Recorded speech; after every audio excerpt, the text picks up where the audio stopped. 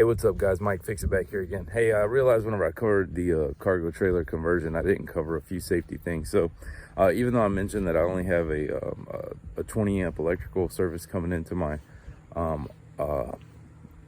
conversion, I didn't have a breaker installed in there yet. And some of you are probably concerned because that's a huge safety risk. So what I have done though, and what you should do if you run into the same thing, where you're just trying to, either plug in an air conditioner to cool down your trailer or something like that, utilizing an extension cord, is you should get one of these inline breakers that they sell.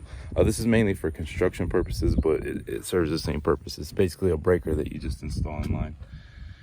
It's just a protector.